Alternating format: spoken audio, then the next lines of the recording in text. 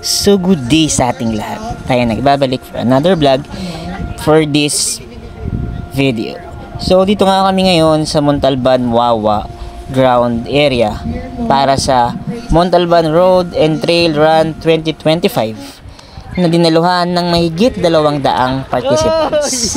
So ito nga, nag-start ng run around 4 AM which will started by 25 km runners, followed by ito kami ngayon sa 10 km run. So dasal, stretching before mag-start ang event. This trail runner event nga is organized by Slow Foot Runner Event Management with coordination sa Montalban dahil merong Montalban at 154 years sama-samang saya sa bayan ng pagkakaisa na which is festival ngayon dito sa Montalban, Rizal. So exactly at 5 AM the 10 km run was started. So ito nga kami ngayon mag-start. So sa mga tatanong, ito ang aking unang trail running event. So lagi lang tayong nagtatakbo sa mga running event, pero ang kauna-unahan nga is tinry natin tumakbo sa bundok ngayong ito, mga kapit. So samahan niyo ako sa aking first event na running. Let's go!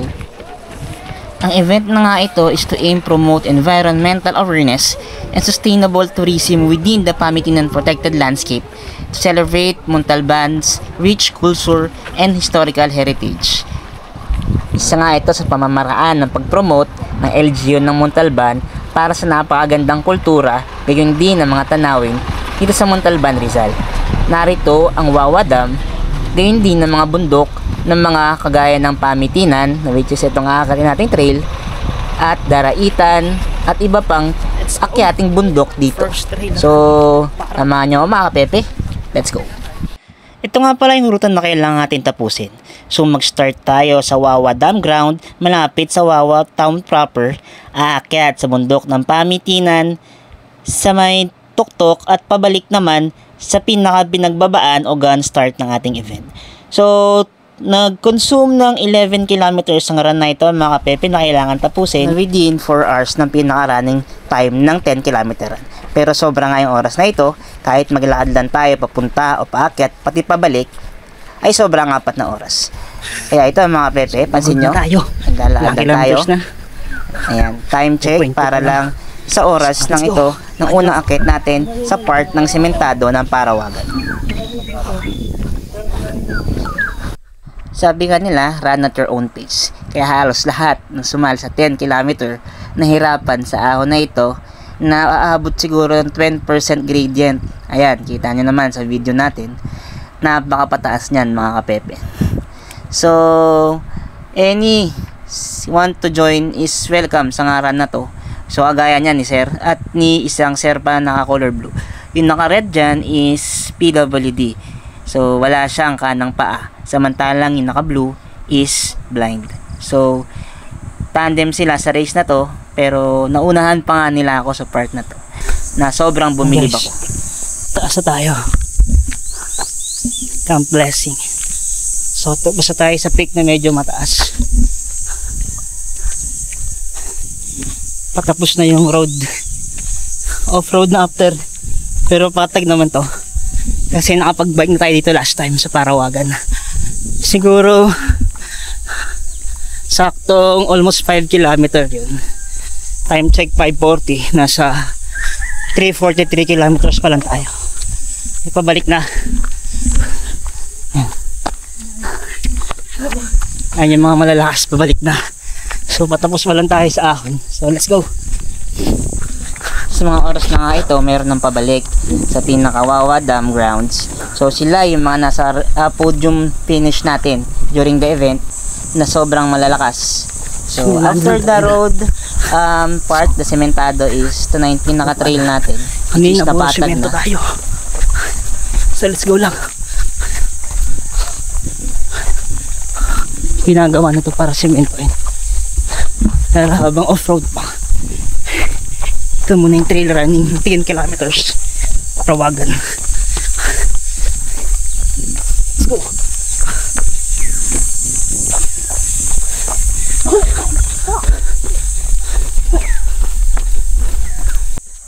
Mapapansin nyo nga, meron akong bag. Ang tawag dito is running vest. So meron siyang lagayan ng tubig, ayan may hose na pwede mong sipsipin lang pag gusto mong uminom anytime na meron kang napapagod ka na.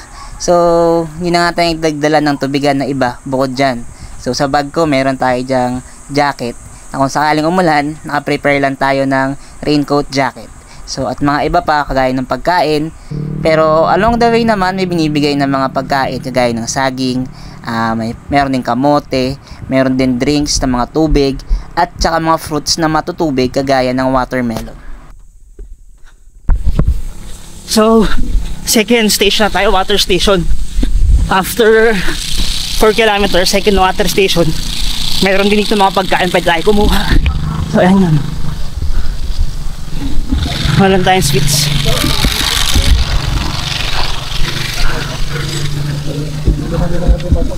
Morning po. Morning, sir.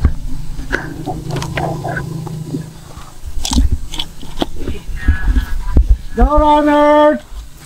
Gano na. Picture kayong dalawa. 4, 3, 4, 7. Kaya kumain. Pagbalik. Pabalik na, makalawa na. So, let's go. So yun nga. Bali, Parawagan route tayo sa Rodriguez. So medyo pinapatag na nga yung lugar dito.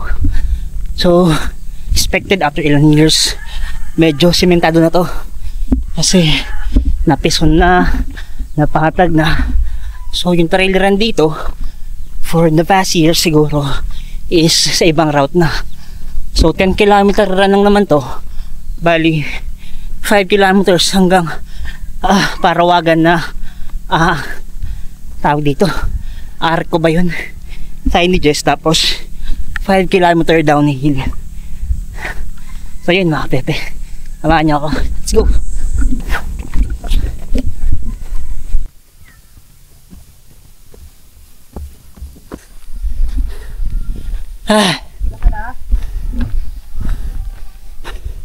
Okay, let's go.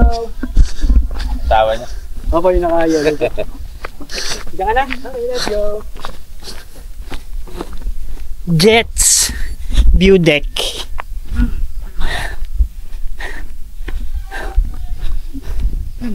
Malapit na. Hindi na lang. Uy!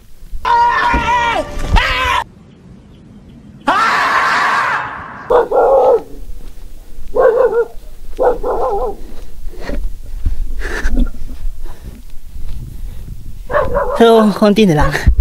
Saka 5 kilometers na tayo. So, lampas para 10 kilometers pa baba. Morning. So, let's go lang. Nakita natin kapatid natin. Nauna siya dahil siya'y malakas. And so, nag-picture ka doon? Hindi. Yan siya. So, nauna na siya. Medyo malayo na yung gap namin. Let's go. Parang buong paakyat, naglakad lang ako. Pero yun nga, dahil hindi naman tayo nagmamadali. Sarado ata pala. Kaya lakad lang habang na-enjoy yung mga view ng mga bundok dito. So, check lang natin ng mabilisan. So, yung pinagmamalaki ng Montalban, mga pwede mong puntahan. Tapos, yan, mga falls. Tapos yun yung grotto, Resurrection Christ. So, tandaan nyo, napuntahan na namin yan na nagbike. Nagbike na puntahan na yan. Ito nga siya mga pepe, that time, nag-drone tayo dyan. So, sa ngayon, hindi tayo nag-drone dahil hindi naman tayo lalapit. at napuntahan na nga. Kasi kilapit tayo. So, let's go sa grotto mismo sa mga oras na ito. Samahan nyo lang ako makita, matanaw ang grotto ng Resurrected Christ dito sa may Parawagan area. Yan. So, siya, Resurrected Christ. So, bike lang tayo last time pero ngayon, running. So tamang-tama ngayong Semana Santa. So akita tayo sa Mount Parawagan dahil doon talaga yung destination. Ikot tapos baba ulit sa trail. So yun lang. Tayo, let's go. Malapit talaga ito kasi napuntaan na natin. So pag inahon mo yung right side na to, yan na yan, may mga bato. Pero tara, let's go. Para sa akin, beginner friendly nga yung Parawagan trail running na to dahil hindi ka masyadong pagod, saktuhan lang at may enjoy mo yung view na napakaganda. Tarik. Napos tayo. Same as dati.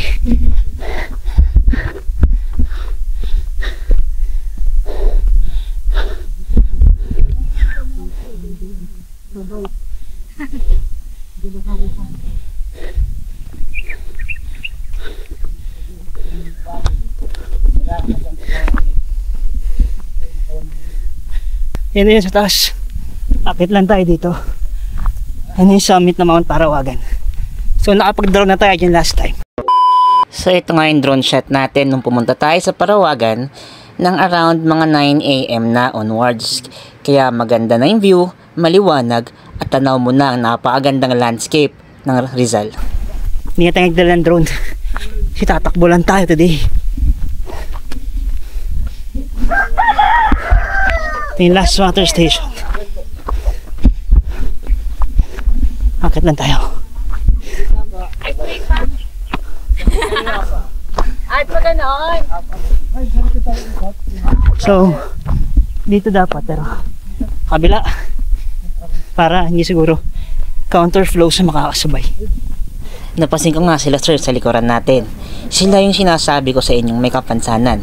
Isang bulag at isang kulang ang kanang pa. So, yan. So napaka na-amaze ako sa gantong runner na paano pa kaya yung wala kang makita sa daan. Ako nga hirap na nakakita at kumpleto yung paa. So napaka magandang story na pwede nating maging example sa mga runners dyan na ipagpatuloy lang ang passion natin sa pagtakbo. So after a while nga ng pag-akyat ay nandito na tayo sa pinaka-summit ng Mount Parawagan. So ayan, medyo marami ng tao. Bukod sa mga runners, meron din dito mga gusto lang makita yung summit ng Parawagan na ito.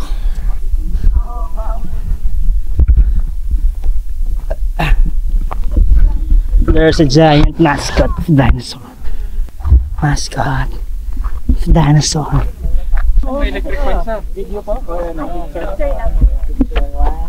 Oh, Parawagan. I'm here again. Mount Parawagan.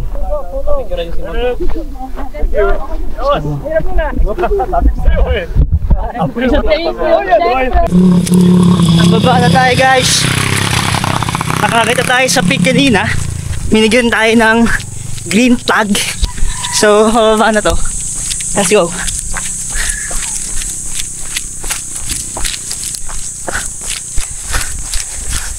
Kunti na lang po yan.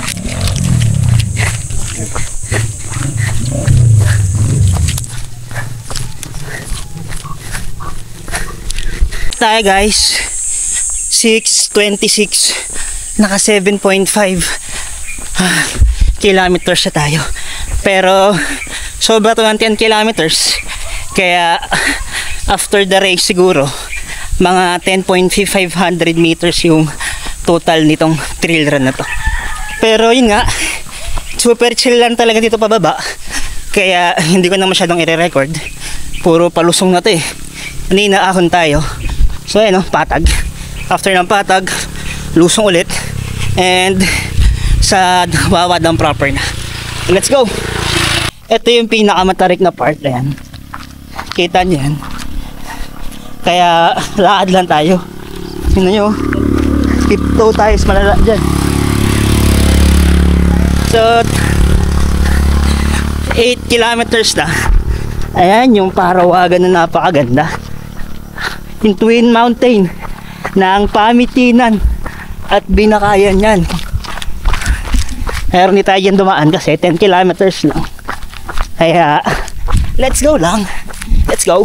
flowers para sa aking minamahal na jowa. Nice. Laling ka. So, suggested lang sa gusto mag-trail running, subukan nyo. Dahil, kakaiba siya compared sa running event ng sa mga event lang sa patag. Masaya, cool feeling, iba yung ambience, sarili mong oras, kaya mo enjoyin bawat lakad lang. Kahit tumakbo ka, dire-diretso lang. So, malapit na to, 8 kilometers na tayo.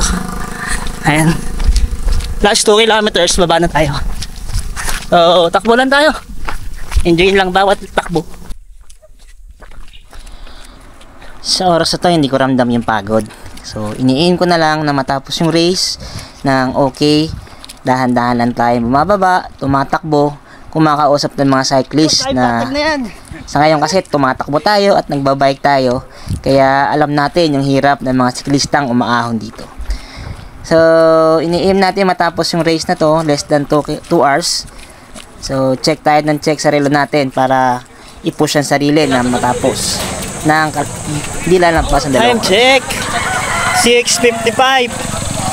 Ay 11.2 kilometers na. So papunta na tayo sa pinaka finisher area. Dahil patapos na tayo.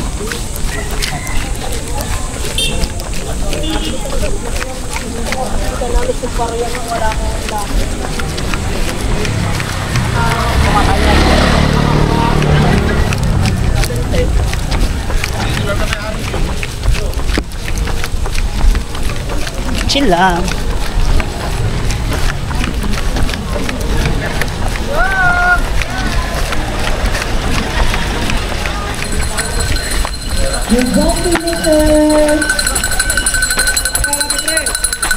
Another runner.